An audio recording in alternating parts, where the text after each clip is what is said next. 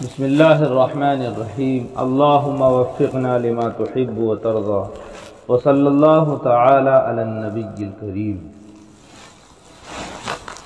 صلح حدیبیہ کا واقعہ بیان کیا جا رہا تھا اور اس میں حضرت ابو جندل رضی اللہ تعالی عنہ کا واقعہ بیان کیا جا چکا تھا۔ دونوں صحابی کے الگ الگ واقعات ہیں۔ حضرت ابو جندل رضی اللہ تعالی عنہ کس قسم کرسی کے عالم میں تھے، اور یہ جو حالات تھے، یہ جو پریشانی تھی، یہ کسی اور کی طرف سے نہیں تھی۔ ایمان لے آئے تھے تو ان کے والد صاحب نے ان کو زنجیروں میں جکڑ دیا، زنجیروں میں جکڑ دیا، طرح طرح کی پریشانیاں ان کو دیں، تکلیفیں دیں تاکہ یہ دین سے پھر جائے۔ اور ایک بات اچھی طرح انسان جانتا ہے کہ اگر کوئی دوسرا غلطی کرے تو غصہ تو آتا ہے، لیکن انسان اس کو زیادہ سزا دے نہیں پاتا ہے۔ چاہے اس کو جتنا غصہ ہے، وہ ڈرتا ہے، دل میں ایک الگ سی بے چینی ہوتی ہے، لیکن جب کوئی اپنا انسان غلطی کرے تو اس پر جو غصہ آتا ہے، اس غصے کی انتہا نہیں رہتی، اس میں انسان اندھا ہو جاتا ہے۔ تو بیٹے نے اسلام قبول کر لیا، باپ کی نافرمانی کی، باپ کی باتوں کو نہیں مانا، تو باپ کو جو غصہ آیا اس کو آپ اچھی طرح سمجھ سکتے ہیں کہ ایسی حالت میں ان کو زنجیروں سے باندھ دیا۔ اور بھی کئی مسلمان تھے جن کو سب اپنے گھر والوں نے یا ان کے آقاؤں نے قید کر رکھا تھا، باندھ رکھا تھا زنجیروں کے اندر۔ اور جب صلح نامہ لکھا جا رہا تھا تو یہ آئے تھے زنجیروں میں بندھے ہوئے، جکڑے ہوئے، کسی طرح چھوٹ کر آ گئے تھے، اور وہ بھی شکل یہ بنی کہ سب لوگ جمع ہو گئے تھے جہاں صلح نامہ لکھا جا رہا تھا۔ اب کوئی ایسا انسان نہیں تھا جو ان کو وہاں پکڑ سکے، تو دھیرے سے موقع ملا تو یہ بھی اس صلح نامہ کی جگہ پر آ گئے تھے۔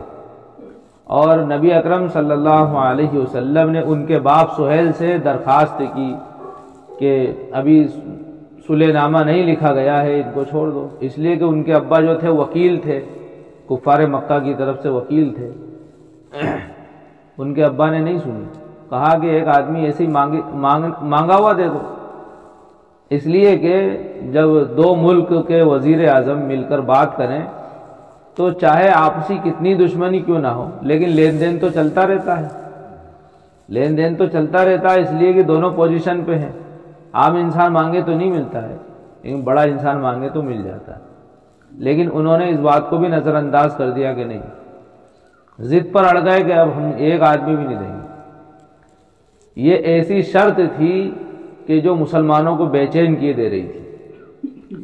جب حضرت ابو جندل رضی اللہ تعالی عنہ نے یہ محسوس کر لیا کہ نبی مجھے واپس کر دیں گے، مجھے اپنے ساتھ لے کر نہیں جائیں گے، تو انہوں نے اپنا کرتا اٹھایا اور لوگوں کو بتایا، مسلمانوں کو بتایا، صحابہ اکرام کو بتایا، دیکھو میں نے دین کے لیے کتنی پریشانی اٹھائی ہے، اور میں ایک امید لے کر آیا تھا تمہارے پاس، اور تم بھی میرا ساتھ نہیں دے رہے ہو۔ میں ایسی قسم کرسی کی حالت میں واپس کیا جا رہا ہوں، مسلمانوں دیکھو میرے زخموں کو، دیکھو میری تکلیفوں کو۔ کئی سارے زخم ان کے بدن پر تھے۔ آخر کار نبی نے ان کو فرمایا کہ ابو جندل صبر کرو، اللہ کوئی راستہ کھول دے گا۔ مایوسی کے عالم میں نبی کا فرمان تھا، چلے گئے۔ اس موقع پر حضرت عمر رضی اللہ تعالی عنہ غصے سے بے تاب ہو گئے، لیکن وہ لوگ جتنے بہادر تھے، دلیر تھے، اور نبی پر اپنی جان قربان کرنا فخر سمجھتے تھے، وہیں پر وہ فرما بردار بھی تھے۔ نبی کا حکم نہیں ہوا تو چاہے جتنا غصہ آ رہا ہے، جتنی اندر بے چینی اور تکلیف ہو رہی ہے، برداشت کرنا ہے، اس لیے کہ ابھی رسول اللہ صلی اللہ علیہ وسلم کی منشا نہیں ہے، آپ کا ارادہ نہیں ہے۔ اب ان لوگوں کو سمجھنا چاہیے جو لوگ اسلام کو بدنام کرتے ہیں کہ اسلام تو تلوار سے پھیلا ہے، ان کو سمجھنا چاہیے کہ اسلام اگر تلوار سے پھیلتا تو یہ صلح حدیبیہ کا موقع ایسا موقع تھا جہاں پر مسلمان چاہتے تو پورے مکہ کا صفایا کر دیتے، اس لیے کہ کئی سارے صحابہ کا مجمع نبی کے ساتھ میں تھا، کئی سارے صحابہ کا مجمع نبی کے ساتھ میں تھا، اور کفار مکہ تو چند تھے ان کے مقابلے میں، اتنے زیادہ نہیں تھے۔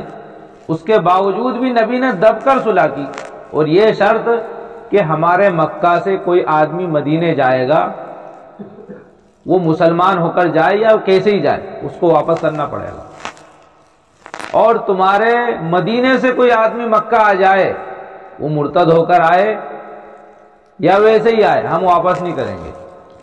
اصل مسئلہ تو یہی تھا کہ مکے سے کوئی وہاں جائے گا تو ایمان قبول کر کے جائے گا، اور وہاں سے کوئی آئے گا نعوذ باللہ تو مرتد ہو کر آئے گا، تو ہم واپس نہیں کریں گے اور تمہیں واپس کرنا پڑے گا۔ طاقت اور پاور ہونے کے بعد بھی نبی نے اس شرط کو قبول کر لیا، اور اس کی مثال یہ تھی کہ حضرت ابو جندل رضی اللہ تعالیٰ عنہ آئے، اپنے زخم دکھا رہے ہیں، فریاد کر رہے ہیں، اپنے دکھلے سنا رہے ہیں، لیکن ان کی شرط تھی تو نبی نے ان کو چھوڑ دیا کہ لے جاؤ۔ پھر بتائیے پھر کہاں اسلام میں تشدد ہے؟ اسلام کہاں پھیلا پھر؟ تلوار سے۔ اسلام تلوار سے نہیں پھیلا، اسلام تلوار سے نہیں پھیلا، اسلام تو عدل و انصاف سے پھیلا ہے، اخلاق سے پھیلا ہے، محبت سے پھیلا ہے، بھائی چارگی سے اسلام پھیلا ہے۔ اور میں نے بتایا تھا کہ صحابہ کرام نبی اکرم صلی اللہ علیہ وسلم کا بہت زیادہ ادب کیا کرتے تھے، اور جس کی عظمت دل میں ہوتی ہے اس کا ادب بھی انسان کرتا ہے، اور جس کی عظمت دل میں نہیں ہوتی ہے اس کا ادب نہیں کرتا۔ اور جب سے امت کے اندر سے ادب و احترام ختم ہو گیا، نفع بھی ختم ہو گیا۔ ماں باپ تعلیم یافتہ ہیں، پڑھے لکھے ہیں، یا پڑھے لکھے نہیں ہیں لیکن دیندار ہیں، نمازی ہیں، پرہیزگار ہیں، اچھے برے کی تمیز ان کو ہے، لیکن اولاد فائدہ نہیں اٹھا پا رہی ہے۔ کیوں؟ اولاد کے اندر عظمت نہیں ہے ماں باپ کی، اس لیے اولاد کو فائدہ نہیں پہنچ رہا ہے۔ استاد صلاحیت مند ہے اور ہر فن مولا ہے، علم کا ماہر ہے، یا دنیاوی استاد ہے تو دنیا کے علوم کا، دنیاوی فنون کا ماہر ہے، لیکن شاگردوں کو فائدہ نہیں پہنچ رہا ہے، شاگردوں کو فائدہ نہیں پہنچ رہا ہے، اس لیے کہ ادب و احترام نہیں ہے، عزت ختم ہو گئی، اس لیے اب فائدہ نہیں پہنچ رہا ہے۔ ایک واقعہ میں نے آپ کو سنایا تھا، یاد دہانی کے لیے تھوڑا سا اشارہ کر دوں کہ ایک پروفیسر اپنی آپ بیتی سنا رہے تھے، اور یوں کہہ رہے تھے کہ جب ہم ٹریننگ کے لیے گئے تھے تو ہمارا جو ٹریننگ کرانے والا استاد تھا بہت ظالم تھا۔ کیا کہہ رہے تھے؟ بہت ظالم تھا۔ ظالم کا مطلب یہ نہیں کہ وہ واقعی ظالم تھا، مطلب وہ ٹریننگ کرانے میں رحم نہیں کرتا تھا، اور یہ ہمارے فائدے کے لیے تھا۔ یہ دنیاوی استاد ہے اور دنیاوی شاگرد ہے، دنیاوی تعلیم ہے۔ صبح ٹھنڈ میں اٹھا دیتا تھا، دوڑاتا تھا 3-3, 4-4, 5-5 کلومیٹر، اس لیے کہ آرمی کی جو ٹریننگ ہوتی ہے وہ زیادہ سخت ہوتی ہیں۔ آرمی کی بات ہے، یہ آرمی کا کوئی فوجی تھا، تو ساتھی منہ بناتے تھے، کچھ ساتھی منہ بناتے تھے، جب وہ ادھر دیکھتے تھے استاد تو ادھر منہ بناتے تھے۔ استاد سے تو ہمت نہیں کہ کچھ کہہ دیں، جب استاد نے ادھر منہ کرا تو ادھر منہ بنا رہے ہیں۔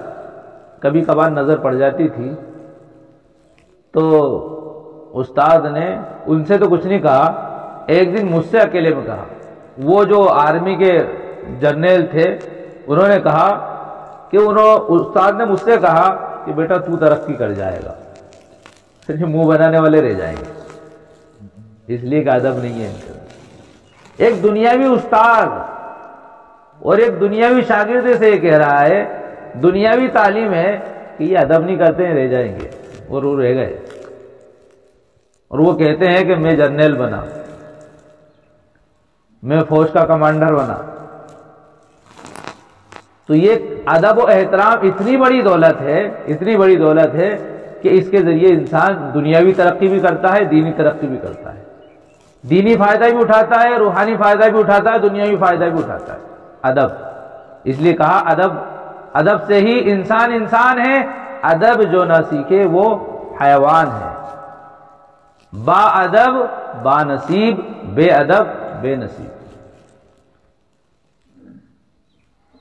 بڑے نصیبوں والے ہیں وہ لوگ جو ادب کرنے والے ہیں، اور جو ادب نہیں کرتے وہ محروم ہے۔ اس لیے اب میں نے مثال دی تھی، مان لو فوج کا کمانڈر ہے یا سپہ سالار اردو میں کہتے ہیں، اگر اس کے ماتحت میں رہنے والے لوگ اس کا ادب و احترام نہیں کریں تو اس کی بات نہیں مانیں گے۔ جب اس کی بات نہیں مانیں گے اور ایسے میں جنگ چھڑ گئی تو یہ تو مریں گے بھی صحیح اور مروا بھی دیں گے۔ اس لیے کہ فتح تو وہاں ہوتی ہے جہاں پر ماننے والے لوگ ہوں، اور جب ماننے والے لوگ نہیں ہوتے ہیں تو وہ فتح بھی شکست میں بدل جاتی ہے۔ مثال معلوم ہے آپ کو غزوہ احد کی۔ ماننا یہ بہت بڑی صفت ہے، ماننا یہ بہت بڑی صفت ہے، اور یہی اللہ والوں کی صفت ہے۔ اس لیے ادب زندگی کا ایک نمایاں وصف ہے۔ ابو جندل رضی اللہ تعالیٰ عنہ چاہتے تو روٹ جاتے، غصے ہو جاتے، لیکن نہیں، نبی کا فرمان ہے، چلے گئے۔ ادھر صحابہ جو نبی کے ساتھ میں تھے یہ غصہ ہو رہے ہیں، نبی کا اشارہ نہیں ہوا، نبی نے کہا رک جاؤ تو رک گئے۔ کسی نے جنگ نہیں چھیڑی، کسی نے لڑائی شروع نہیں کی۔ یہ ہے فرما برداری، جس کو ہم فرما برداری سمجھتے ہیں، بھائیوں فرما برداری نہیں ہے۔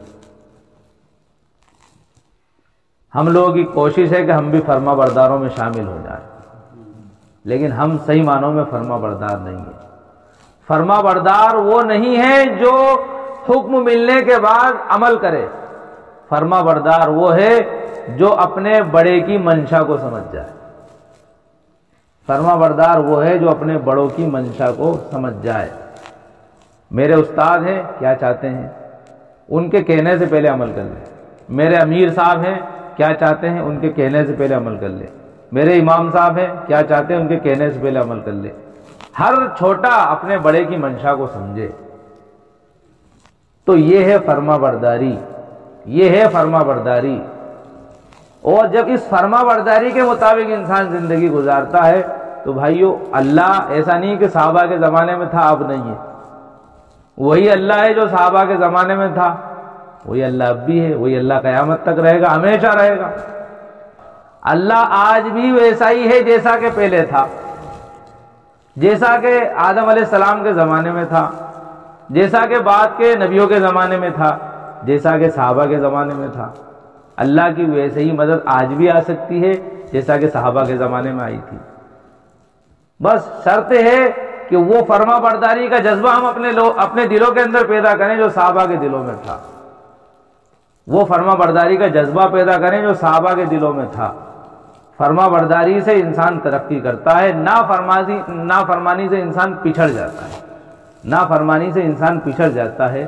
اور آسان سی بات ہے کہ کوئی بھی آدمی اپنی نافرمانی برداشت نہیں کر سکتا، باپ اپنے بیٹے کی نافرمانی برداشت نہیں کر سکتا۔ جبھی تو کفار مکہ نے اپنے رشتہ داروں کو جو ہے زنجیروں میں جکڑ دیا۔ خود حضرت سہیل جو بعد میں اسلام لائے تھے، انہوں نے اپنے بیٹے حضرت ابو جندل رضی اللہ تعالیٰ عنہ کو زنجیروں میں جکڑ دیا۔ باپ اپنے بچوں کی نافرمانی برداشت نہیں کر سکتا، شوہر اپنی بیوی کی نافرمانی برداشت نہیں کر سکتا، اور آقا اپنے غلام کی نافرمانی برداشت نہیں کر سکتا۔ تو بتائیے وہ اللہ جو پوری دنیا کو پال رہا ہے، وہ اللہ جو پوری کائنات کو کھلا رہا ہے، وہ اللہ جس کے سورج سے پوری کائنات فائدہ اٹھاتی ہے، وہ اللہ جس کے چاند سے پوری دنیا فائدہ اٹھاتی ہے، اور اللہ کی ساری نعمتیں جیسے ہوا ہے اور سردی اور گرمی کا نظام ہے، یہ سب اللہ کی نعمتیں ہیں، ان سب سے فائدہ ساری مخلوق اٹھا رہی ہے۔ اس اللہ کی نافرمانی کی جائے تو وہ کیسے برداشت کر لے گا؟ ہم اپنے بیوی بچوں کو تھوڑا سا کما کر کھلا دیتے ہیں، ان کی نافرمانی برداشت نہیں کر سکتے۔ جو اللہ بے انتہا کھلا رہا ہے، بے انتہا نعمتوں سے نواز رہا ہے، وہ اللہ اپنی نافرمانی کیسے برداشت کر لے گا؟ ہمارا تھوڑا سا احسان بچوں پر ہوتا ہے، تھوڑا سا احسان بیوی پر ہوتا ہے، وہ احسان کیا ہے؟ کھانے پینے کا انتظام کر دیتے ہیں، کچھ کپڑے وپڑے دلا دیتے ہیں، کوئی ساری ضدیں پوری نہیں کرتے بچوں کی، سارے شوق پورے نہیں کرتے بیوی کے، لیکن اس بیوی کی نافرمانی برداشت نہیں ہوتی ہم سے۔ اور کوئی ایسا نہیں ہے کہ اس کو ہم نے کوئی ہیرے جواہرات سے یا کوئی بہت بڑے کیمیکل سے یا کوئی اعلیٰ قسم کی نعمت سے ہم نے اس کو بنایا ہو۔ ارے وہ بھی ایک دوسرے کی بیٹی تھی، اللہ تعالیٰ کے نام پر اللہ نے حلال کر دیا اور تمہاری بیوی بن گئی، تمہارا کوئی اختیار نہیں ہے اس کے اوپر،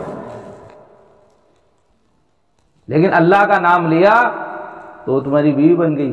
آپ نے کہا قبول ہے نکاح، بس اللہ تعالیٰ نے تمہارے لیے جائز قرار دے دیا۔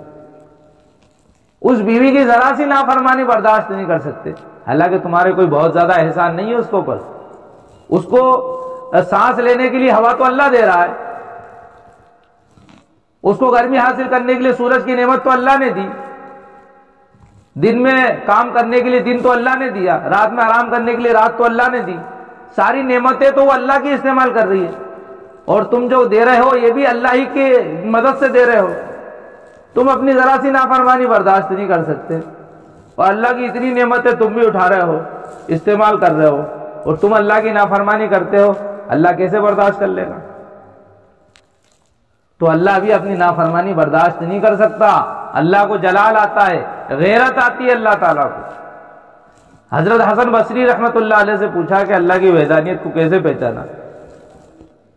کہا کہ میں اپنی بیوی میں کسی غیر کی شرکت برداشت نہیں کر سکتا، تو میرا اللہ پھر کیسے برداشت کرے گا کہ میں کسی اور کو سجدہ کروں، کسی اور کی اطاعت کروں، کسی اور کے سامنے ہاتھ پھیلاؤں؟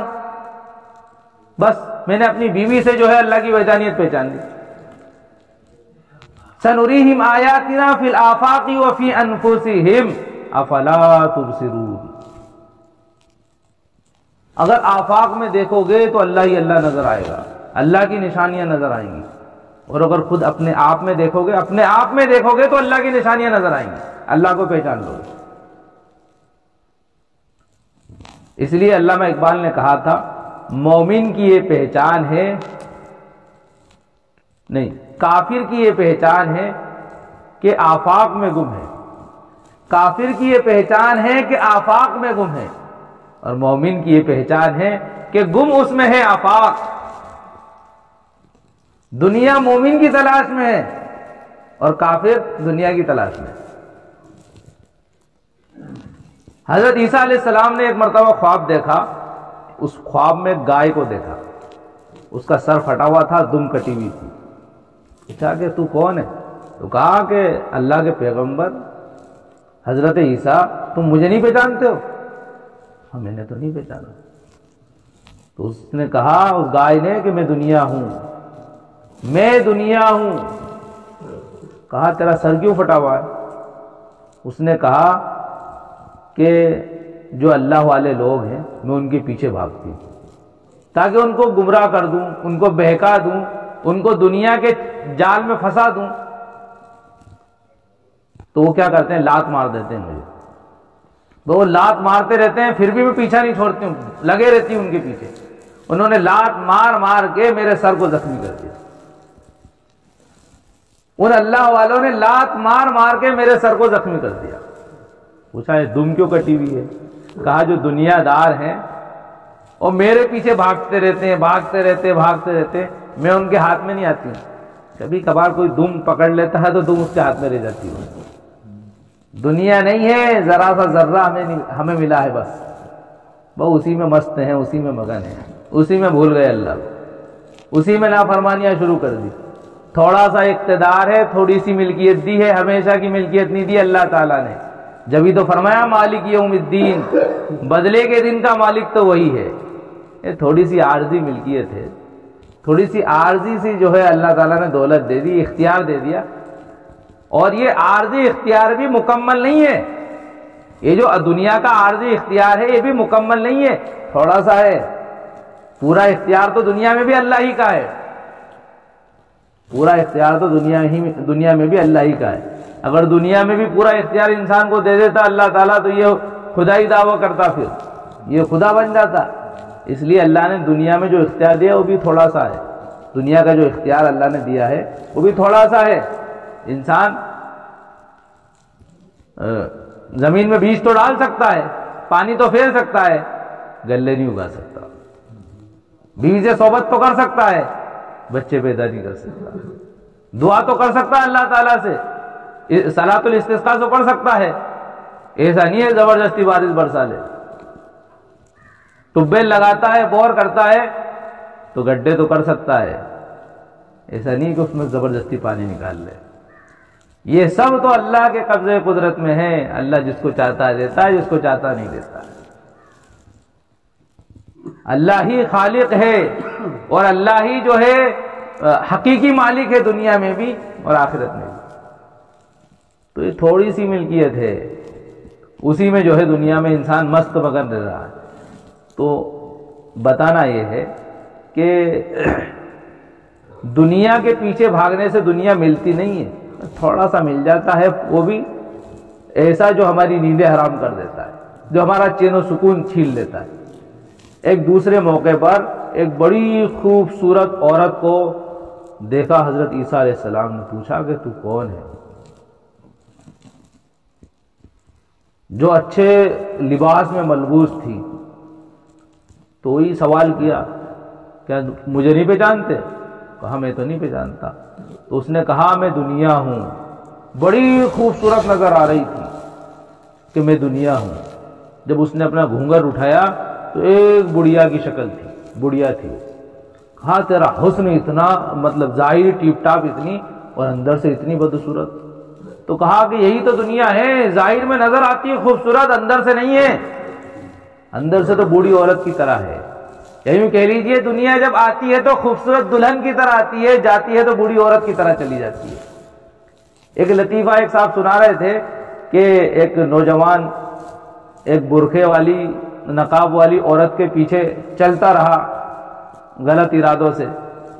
آخر کار وہ جو ہے بڑھیا تھک گئی تو اس نے اپنا نقاب اٹھایا اور کہنے لگی ارے بیٹا اس بڑھاپے میں کیوں پریشان کر رہا ہے؟ تو یہی دنیا ہے، یہی دنیا ہے، نظر آتی ہے اچھی لیکن اچھی نہیں ہے۔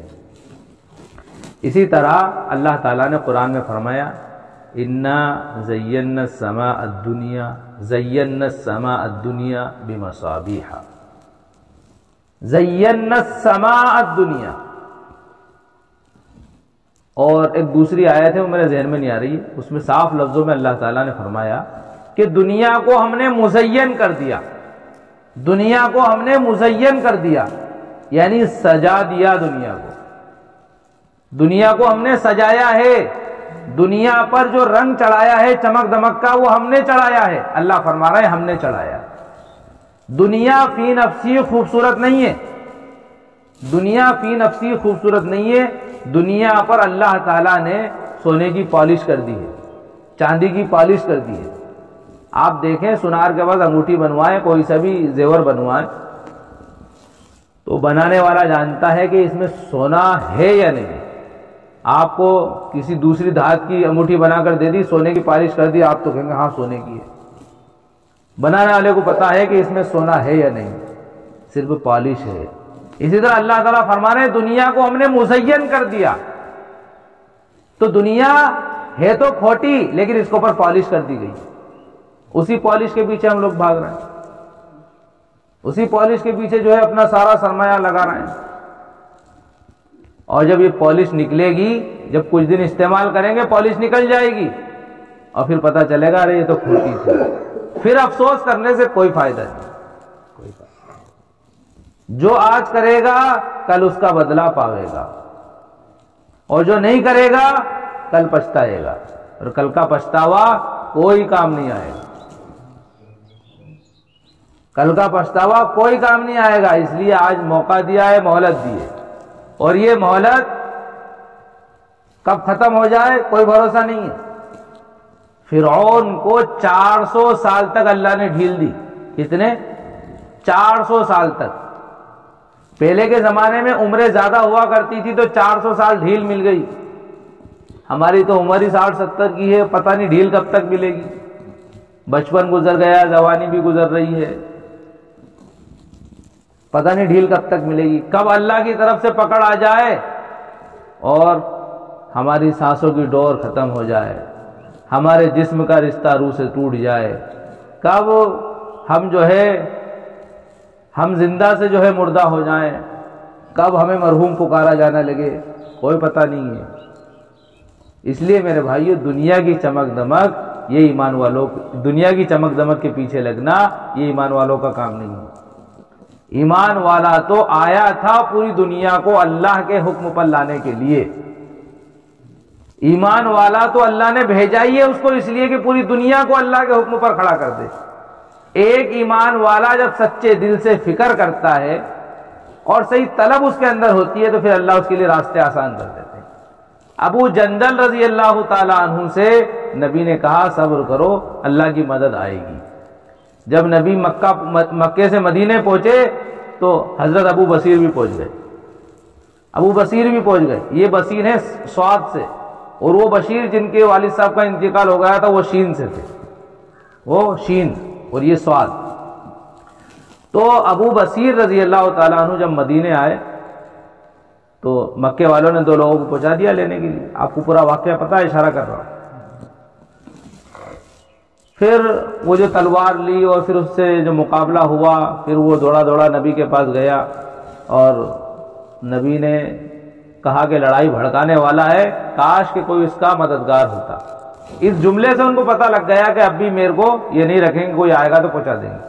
تو مایوس ہو کر وہاں سے چل دیے اور ایک دریا کے کنارے انہوں نے پڑاؤ ڈال لیا، دریا کے کنارے پڑاؤ ڈال لیا، اور پھر جس کو بھی پتہ چلتا تھا تو وہ ان کے پاس آ کر قیام کرتا تھا۔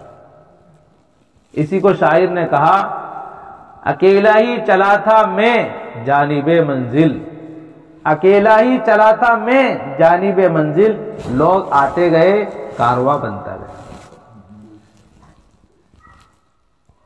کبھی کبھی ہوتا ہے کوئی تیار نہیں ہو رہا ہے، لیکن جس نے سمجھ لیا وہ تو تیار ہو۔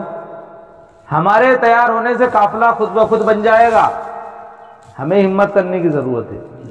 تو وہاں پڑاؤ ڈالا، لوگ آتے گئے، کارواں بنتا گیا، ایک جماعت بن گئی۔ پھر مکہ والوں نے جو ستایا تھا، جو بھی قافلہ گزرتا، اس لیے کچھ کھانے پینے کا تو تھا نہیں وہاں پہ، انہی کو لوٹتے تھے اور کھاتے تھے۔ پھر ان لوگوں نے پریشان ہو کر پھر نبی کو خط لکھا کہ حضرت یہ جو شرط ہم نے لگائی تھی یہ ختم کر دیجیے۔ دب کر صلح کی تو اب خود معذرت کرنا ہے، خود معذرت کرنا ہے۔ تو ہر ایک کا دور ہوتا ہے، ہر ایک کو اللہ موقع دیتا ہے، بس ہمیں موقع کا غلط فائدہ نہیں اٹھانا چاہیے۔ نبی کو اللہ نے موقع دیا تھا، دب گئے۔ اب کفار مکہ خود مجبور ہو رہے ہیں، اب جب مجبور ہو رہے ہیں تو اپنی شان اور اپنی حیثیت ختم کر رہے ہیں۔ پہلے سے اگر یہ شرط نہیں رکھتے تو یہ بے عزتی نہیں ہوتی۔ تو موقع کا غلط استعمال کرنے سے انسان کو نقصان ہی اٹھانا پڑتا ہے۔ پھر ابو جندل رضی اللہ تعالیٰ عنہ بھی وہاں پہنچ گئے۔ پھر جب انہوں نے مکہ والوں نے خط لکھا تو نبی نے ان کی طرف خط لکھا کہ تم لوگ یہاں آ جاؤ مدینے۔ جب خط پہنچا تو حضرت ابو بصیر رضی اللہ تعالیٰ عنہ جاں کنی کے عالم میں تھے، سینے پر وہ پرچہ رکھا ہوا تھا، خط رکھا ہوا تھا، اور آپ کا انتقال ہو گیا رضی اللہ تعالیٰ عنہ وارضاہ۔ اس کے بعد دوسرے جو صحابہ تھے، جیسے حضرت ابو جندل رضی اللہ تعالیٰ عنہ سر فہرست ہیں ان میں، تو یہ سب آئے اور حضرت ابو جندل رضی اللہ تعالیٰ عنہ نے حضرت عمر رضی اللہ تعالیٰ عنہ کے زمانے تک کی زندگی پائی اور سارے معرکوں میں شریک ہوئے۔ حضرت عمر رضی اللہ تعالیٰ عنہ کے زمانے تک زندہ رہے، حضرت ابو جندل رضی اللہ تعالیٰ عنہ سارے معرکوں میں شریک رہے۔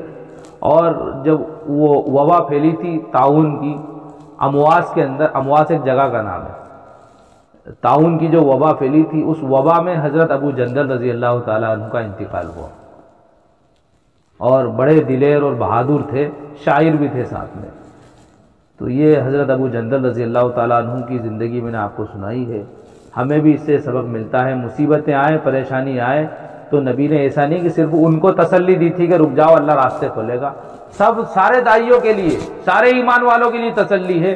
حالات آئیں، حالات ہمیشہ کے لیے نہیں آتے، حالات تو امتحان کے لیے آتے ہیں، بس اللہ سے دعا کریں اللہ امتحان کے لائق نہیں ہے، اللہ ہمیں آزمائش میں مبتلا نہ کر، ہم تیرے ہی بندے ہیں، کھوٹے ہیں، کمزور ہیں، بے بس ہیں، عاجز ہیں، ہمیں جو ہے ہمیں اپنے آپ کے حوالے نہ کر، ہم تیرے ہیں، تو اپنے ہی حوالے رکھ، ہمیں زبردستی جو ہے سجدے کروا، زبردستی جماعتوں میں نکال، ہمیں جو ہے زبردستی اپنی عبادت پر لگائے رکھ۔ اللہ سے دعائیں کریں، اللہ سے دعائیں کریں اور جو ہے صبر کریں، تو پھر اللہ تعالیٰ جو ہے راستے کھولتا ہے۔ صبر کا مطلب یہ نہیں ہے گھر میں بیٹھے رہو، صبر کا مطلب یہ ہے کہ اعمال کرتے رہو اور مصیبتوں پر صبر کرو، اعمال کرتے رہو، مصیبتوں پر صبر کرو کہ اللہ کی مدد ضرور آئے گی۔ اعمال سے ہٹ جانا یہ صبر نہیں ہے، بزدلی ہے۔ اعمال پر ڈٹے رہنا، اعمال کو نہیں چھوڑنا اور اللہ سے اچھی امید رکھنا، یہ صبر ہے۔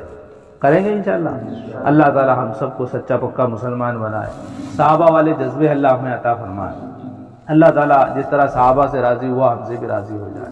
اللہ تعالیٰ ہمیں ایسے اعمال کرنے والا بنائے جس سے اللہ راضی ہوتا ہے، نبی کے طریقوں پر زندگی گزارنے والا بنائے۔ آمین۔ سبحان اللہ و بحمدہ، سبحان اللہ و بحمدک، نشہد ان لا الہ الا انت، نستغفرک و نتوب الیک۔ سبحان ربک رب العزۃ عما یصفون، وسلام علی المرسلین۔